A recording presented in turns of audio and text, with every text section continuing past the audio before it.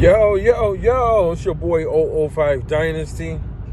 So 99.9% of you musical producers are going to fail. And it might not be your fault, actually. I do a lot of videos, and a lot of the videos, I'm putting the blame on you guys, right? But sometimes it might not be your fault. But hear me out. If you're watching this video, or you're watching videos that come out with people that talking in a similar fashion as me, just pay attention, take heed to what they're saying so you can switch up what you're doing. So when I was younger, a lot younger actually, I had an artist, and it was my twin brother, and he had artists, or we had family members, and we had friends, and the majority of our friends back then were musicians, local musicians in the hood, because when we would go to the studio, you would see other artists in the studios. You would be out there. So like, for example, let's say Legend was to book a studio session with the guy named Tic Tac, but his name is Thomas Piper right now. If you look on Instagram or YouTube, any of these places, Thomas Piper doing his thing, right? I mean, he's doing concerts, mad stuff. He's a full-fledged artist. He plays instruments. It's crazy, right? Legend booked a studio session with him. Then we get to the studio.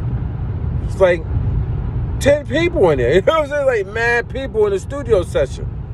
So Legend not in the session just being quiet. He's networking. He's talking. He's building.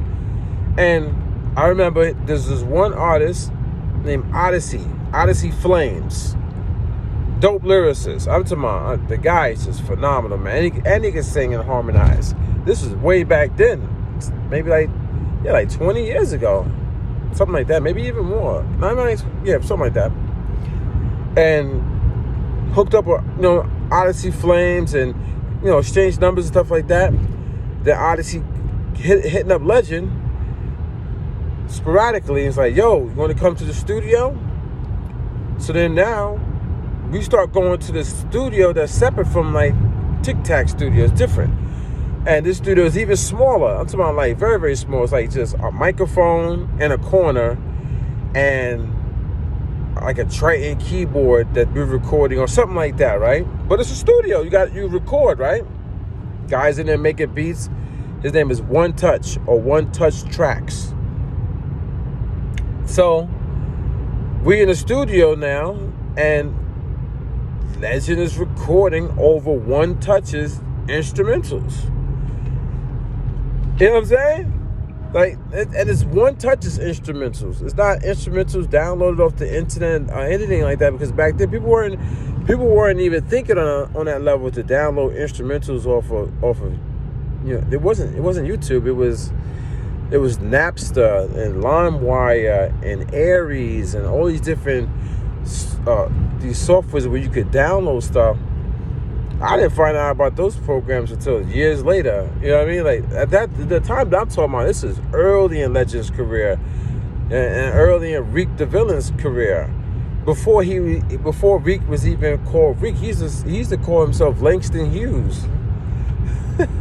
I think I even have an audio file of one of the songs that we did at that studio, where the guy was like, I'm going to tell you about the illest MCs I know, or something like that. He said, Legend and Langston Hughes. That's what he said. He said, Legend and Langston Hughes. I believe I still have that audio file. It's before Reek was calling himself Reek the Villain. So now it's Legend in the studio with Odyssey. You know what I'm saying? And then Legend was like, he contacts Reek. Yo, Reek, I got a studio.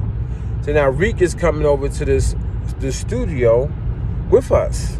Then I contact my best friend at the time, rest in peace, Kareem. He passed away. Now Kareem is coming over, and now we're all, you know what I'm saying, we're all going to the studio, and I'm just sitting there. I'm not a producer. I'm not nothing yet. I'm not even in the music industry. I'm just with them. But I see these guys are putting in that work, man. I see them rhyming. I see them struggling. Then I see the success, and then it's so crazy that it got to a point where, and there was this other rapper too named Germs. I don't know, I forget whose friend Germs was. Maybe he was Odyssey's, maybe he was One Touch. I don't remember, but Germs was an dope MC too, right? But I'm saying all that to say this. I was put in a great position because I was in a family of musicians, and I was in a family where it's like they would go to these studios and they would network, and then they would branch out and spread like a web. So I was able to go from studio to studio to studio to studio. I'm talking about a lot of studios. Studio in Uniondale, New York, out here in Long Island. Studio in Freeport. Studio in Hempstead. Studio in Queens. Studio in Manhattan. I'm just traveling with these guys, man. And I'm just there. Just as support. You know what I'm saying? I'm ready to pop. I was always ready to pop off. I was the guy who was ready to fight. I was watching everybody walking in and out the studio. I was there, man. I was just holding them down. Making sure nothing happened to the artists and my family. You know what I'm saying? But, guys, man. Seeing, and I'm watching Reek rhyme. I'm watching Legend rhyme. I'm watching Kareem, his rap name was Genesis, rhyme.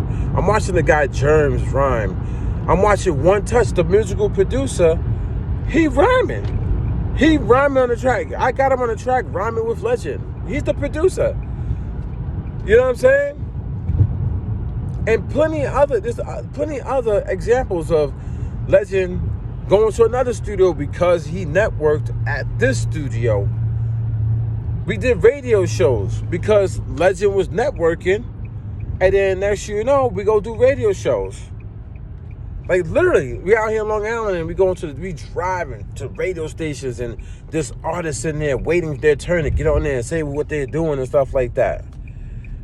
You know what I'm saying? But I was exposed to that because I was with artists. And that's what I'm trying to say. I got lucky. But since I got lucky, doesn't mean anything in the sense of I still did what I had to do. I learned. I progressed. You know what I'm saying? I went from doing nothing to I gotta do something. I started making beats. I started doing graphic design.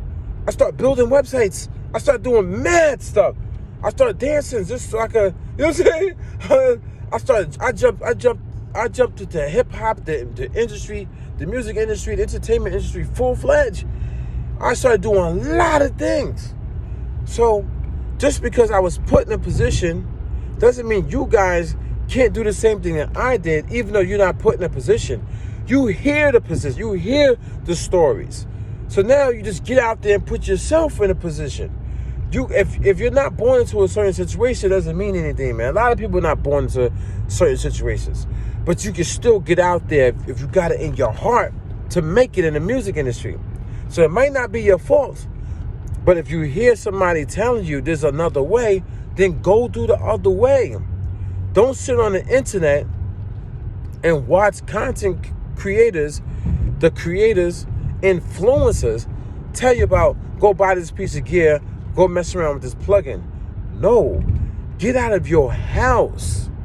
Walk down the block and go somewhere where there's other artists, there's shows, there's other studios, something, network. There's still a real life. I think a lot of people they think it's just the internet now. No. You got to get out there and what they say, touch grass, touch concrete, put your boots to the pavement and network and get inside these environments, and then you will have your beats heard, listened to, and ultimately songs will be created over your instrumentals, records. You can do it, guys and girls, and those are your placements. That's how you make it. You don't even need to be on a major record label to blow up and get money. Just get your stuff get your material to the artist and let the artist do what they have to do, man. If you're a musical producer and that's the route you're trying to go. This your boy 005 Dynasty. Don't forget to Google me. And it might not be your fault, But you still got to get out there and put in the grind.